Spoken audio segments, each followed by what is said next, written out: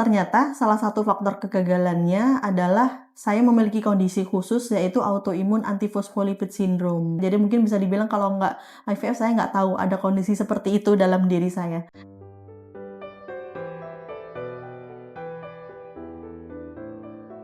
Halo, Assalamualaikum. Perkenalkan, saya Moms Erlina. Dan saya Agif. Kami berdua menikah di tahun 2017.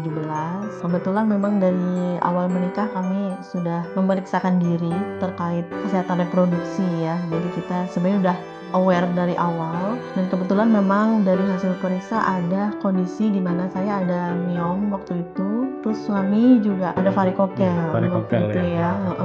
Jadi dari situ kita mencoba untuk promil alami sampai di tahun 2020 ternyata belum juga berhasil, yang pada akhirnya kami memutuskan saya operasi waktu itu laparotomi untuk ambil miom dan suami operasi varikokel. Ya. Dan ternyata di tahun 2020 ini juga belum juga ada hasil ya. Karena waktu itu lagi COVID juga kan. Iya, kebetulan lagi COVID juga. Terus kita memutuskan untuk ke jenjang IVF karena advice dari dokter kala itu memang kalau mau cepet lebih baik ke jenjang IVF yang mana tingkat keberhasilannya juga cukup tinggi ya. Dan waktu itu kita 2021 langsung memilih Morula untuk jadi tempat tujuan kita IVF, dan kita pilih Dr. Reno sebagai dokter yang membantu kita. Dan kebetulan kami dapat 4 embrio di OPU pertama. Dari 4 embrio itu kita FET 3 kali dan belum juga berhasil gitu. Ya, jadi mungkin titik terberatnya di situ ya. Karena kita mengalami kegagalan beruntun 3 kali. Iya. Bukan hal yang mudah ya.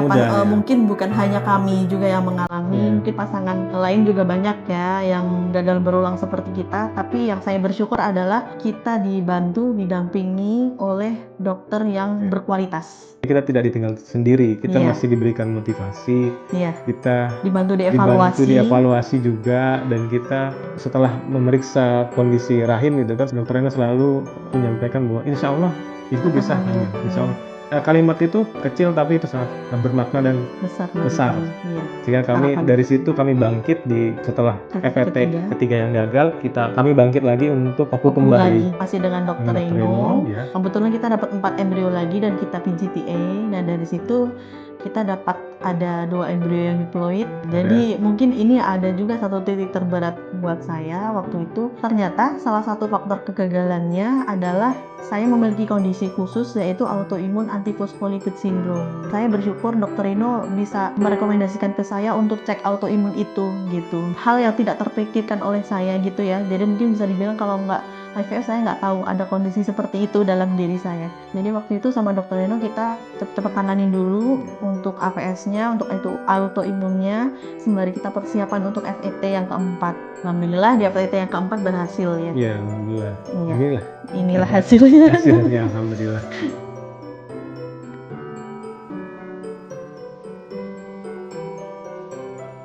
Di pada saat persiapan untuk lahiran, saya sudah wanti-wanti diri nih, nanti saya nangis nih, nanti saya sedih gitu kan, terharu. Tapi ya memang ketika masuk ke ruang operasi itu ya mendengar tangisan anak kami ini sungguh sangat tidak bisa digambarkan kata-kata ya. Takjub ya. Penantian kami ya alhamdulillah dijamah oleh Allah dan dimudahkan jalannya. Pada saat itu kencang sekali dia nangisnya. Jadi kayak kayak langsung kayak menyapa. Iya, langsung menyapa. Dan itu satu hal juga yang saya seneng, kan kita operasi sama dokter Reno juga ya. Begitu anak saya diangkat tuh dokter Reno langsung assalamualaikum. Nah itu bikin hati bergetar ya. Assalamualaikum. Jadi masya Allah, anak saya udah lahir ke dunia nih gitu. Bayi yang selama ini kita tunggu-tunggu gitu. Sambut dengan salam. Iya.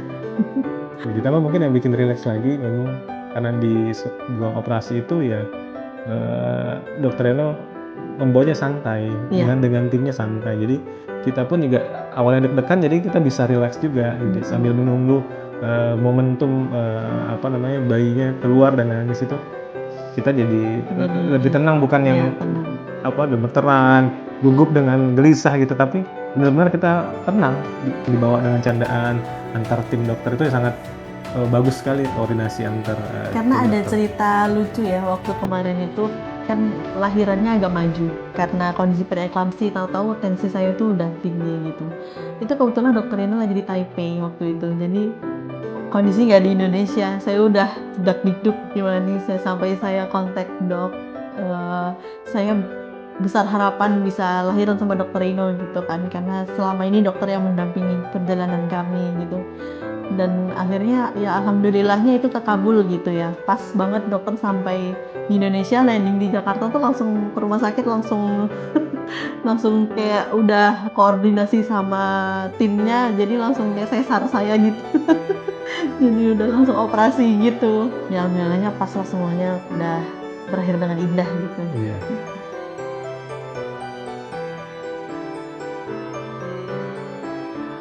Salam dua garis.